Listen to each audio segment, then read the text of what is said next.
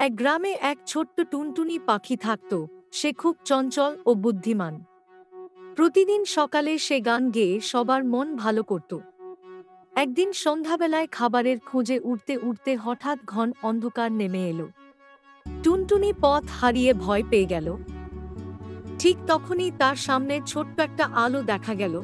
একটা জোনাকি পোকা জ্বলজ্বল করছে। টুনটুনি খুশি হয়ে বলল, জোনাকি ভাই, তুমি কি আমাকে আমার বাসা পর্যন্ত পথ দেখাতে পারো? জোনাকি মিষ্টি হেসে বলল, অবশ্যই। বন্ধুর বিপদে সাহায্য করা তো আমাদের কাজ।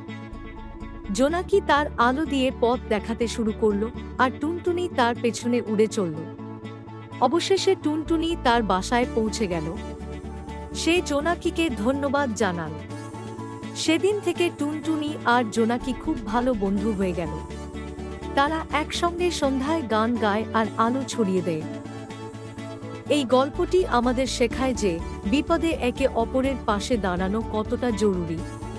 সত্যিকারের বন্ধুরাই কঠিন সময়ে আলোর দিশা দেখায়। এসো আমরাও টুনটুনি ও জোনাকির মতো ভালো বন্ধু হই এবং একে অপরের পাশে দাঁড়াই।